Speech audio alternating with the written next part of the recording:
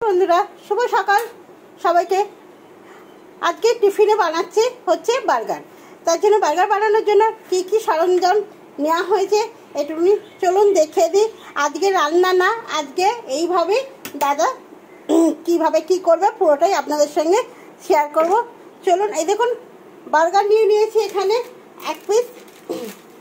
এই দেখুন এখানেও আছে, এই যে এরকম বার্গার নিয়ে নিয়েছি এক পিস। আর নিয়েছি হচ্ছে আলু সেদ্ধ করে নিয়েছি, নিয়ে কিন্তু এরকম গোল গোল করে কেটে নিয়েছি। ধনে পাতা নিয়ে নিয়েছি, শসা নিয়ে নিয়েছি, এই যে দুটো ক্যাপসিকাম এইভাবে কেটে নেওয়া হয়েছে, টক দই নেওয়া হয়েছে, এটা হচ্ছে আপনাদের সস নেওয়া হয়েছে, আর হচ্ছে বাটার নেওয়া হয়েছে। বাটারটা কোথায়? বাটারটা যে একদম ইয়ে হয়ে গেছে, শক্ত হয়ে গেছে, ফ্রিজে ছিল, তাই দাদাভাই বাটারটা একটুখানি গলানোর চেষ্টা করছে। আর এই যে চিজ নেওয়া হয়েছে। চলুন দাদাভাই কীভাবে বার্গারটা বানায় দেখতে থাকুন, আশা করি আপনাদের ভালো লাগবে। কারা কারা এরকম বার্গার খেতে ভালোবাসেন একটুখানি কমেন্ট করে জানাবেন বন্ধুরা। যে প্রথমে কিন্তু দাদাভাই বার্গারের ওপরে কিন্তু পুরো বাটার লাগিয়ে নিচ্ছে, সমান করেই কিন্তু বাটার দিয়েছে, আর দিচ্ছে একটু টক দই। প্রত্যেকটা জিনিসই কিন্তু উপকারী বেশ, আর খেতেও কিন্তু আমি হবে। চলুন, টক দইটাও লাগানো হয়ে গেছে। এবার দিচ্ছে দাদাভাই একটু চাট মশলা। এই দেখুন, তাহলে বুঝতেই পারছেন বার্গারটা কত সুন্দর হবে, তাই না? আর বাবার হাতে বাবা বানিয়ে দিচ্ছে মানে ছেলে একদম খুশিতে খুশি। এবার দিয়ে দিলে একটু ধনে পাতা।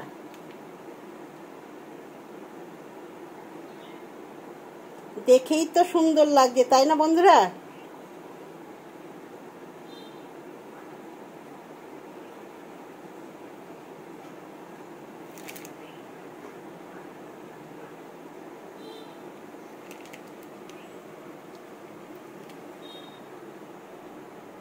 এবার দিচ্ছে শসা,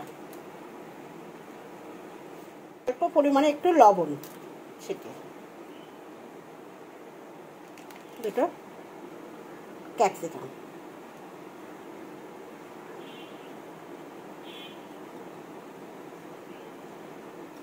দেখতে দেখুন সুন্দর বন্ধুরা, কি দারুণ হচ্ছে। চিজ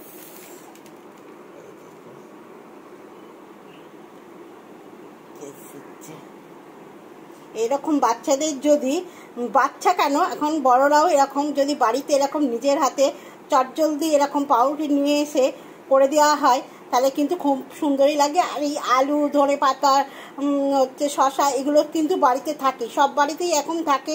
দই, এগুলো কোনো ব্যাপার না, এগুলো থাকেই সমস্ত বাড়িতেই এখন, এগুলো থাকে।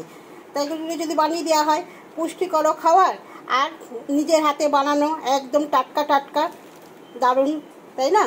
বাচ্চারাও কিন্তু সুন্দরভাবে খেয়ে নেবে। এই দেখুন,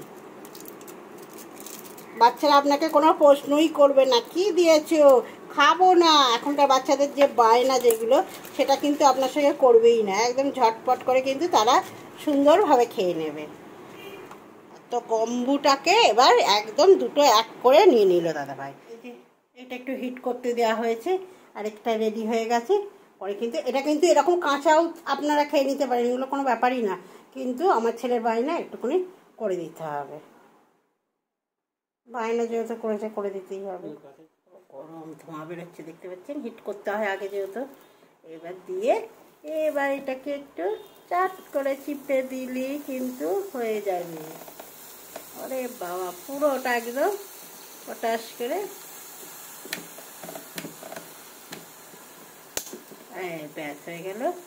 একদম অল্প আমরা করব, দেখতে পাচ্ছেন পুরো হিট হয়ে গেছে। চালিয়ে দিয়েছে একদম সামান্য পরিমাণে করার জন্য। আবার হচ্ছে দেখতেই পাচ্ছেন ভেতরে চিজটা আছে, আওয়াজও হচ্ছে, নিশ্চয়ই বুঝতে পারছেন। এরকম একটা বাড়িতে কিনে রাখবেন, বাচ্চাদের ঝামেলা একদম মিটে যাবে আপনার। উপর দিয়ে একটু সস দিয়ে দিলাম, পুরো কিন্তু বার্গার আমার তৈরি হয়ে গেল।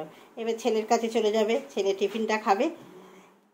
ছেলে বন্ধুরা চটজলদি একদম বাড়িতে টিফিন বানানোর জন্য কিন্তু এই রকমভাবে একটুখানি করে দেবেন, একদম টাইম কম, জিনিসগুলো ঘরে থাকলে 10 মিনিটও লাগবে না আপনার এই টিফিনটা বানাতে। একদম চটজলদি কিন্তু একটা বার্গার তৈরি হয়ে যাবে বন্ধুরা। চলুন, আপনাদের কেমন লাগলো বলুন। বার্গারটা দারুণ দারুণ হয়েছে, আর ভেতরে যে জিনিসপত্র পড়েছে সেগুলোও কিন্তু অসাধারণ, তাই না? চলুন ছেলেকে দিয়ে দিই।